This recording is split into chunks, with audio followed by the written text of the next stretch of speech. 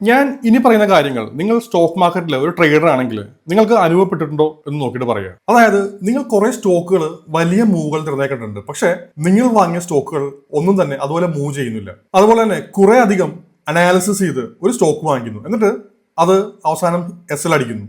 അതുപോലെ തന്നെ നിങ്ങൾ ഈ പറയുന്ന എല്ലാ സ്റ്റോക്കുകളിലും വലിയ രീതിയിൽ ടെക്നിക്കൽ അനാലിസിസും ഫണ്ടമെന്റൽ അനാലിസിസും ചെയ്തിട്ടും നല്ല ഒരു മൂവ് വന്ന സ്റ്റോക്ക് നിങ്ങൾക്ക് മിസ്സായി പോകുന്നു. നിങ്ങൾക്ക് ഇങ്ങനെ സംഭവിച്ചിട്ടുണ്ടെങ്കിൽ നിങ്ങൾ ഒറ്റയ്ക്കല്ല. നിങ്ങൾക്കറിയാം ഇത് എങ്ങനെയാണ് ഉണ്ടാവുന്നതെന്ന്. ഒന്നാമത്തെ കാരണം നിങ്ങൾ ഒരു ന്യൂസ് ബേസ്ഡ് ആയിട്ടുള്ള ഒരു ട്രേഡർ ആയിരിക്കും, അല്ലെങ്കിൽ നിങ്ങൾക്ക് ഒരു പ്രോപ്പർ റിസ്ക് മാനേജ്മെന്റ് ഉണ്ടാവില്ല.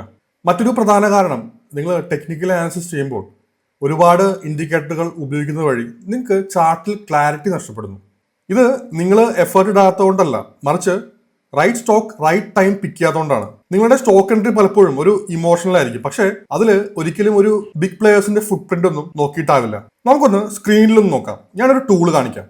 നിങ്ങൾ ഈ കാണുന്ന സ്കാനറിൽ ഒരു സിഗ്നൽ വരുമ്പോൾ അതിന്റെ ടാർഗറ്റും സ്റ്റോപ്പ് ലോസും എല്ലാം വരുന്നുണ്ട്. ആളുകൾ ഏറ്റവും അധികം വെറുക്കുന്ന ഒരു കാര്യമാണ് സ്റ്റോക്ക് വാങ്ങിയത് മുതൽ താഴേക്ക് വരുന്നൊരവസ്ഥ. ഇതിനാണ് ഡ്രോ ഡൗൺ എന്ന് പറയുന്നത്. അപ്പൊ നമുക്ക് ഇതിന്റെ കൂടെ അഡീഷണൽ ആയി സിഗ്നൽ തരുന്നതിനൊപ്പം ഈ തന്ന സിഗ്നലുകളുടെ പെർഫോമൻസ് കൂടി കാണിക്കുന്നു.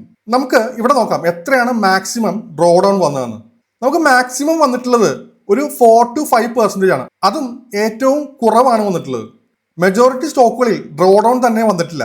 നിങ്ങൾ ഇപ്പോൾ കണ്ടത് സ്മാർട്ട് മണി സ്കാനറും അതോടുകൂടി സ്മാർട്ട് മണി ഇൻഡിക്കേറ്ററുമാണ്.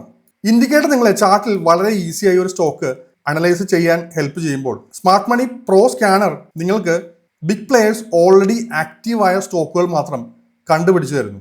നിങ്ങൾ ഡ്രോ ഡൗണിനെ വെറുക്കുന്നുണ്ടെങ്കിൽ ഈ ടൂൾ ഇഷ്ടപ്പെടും.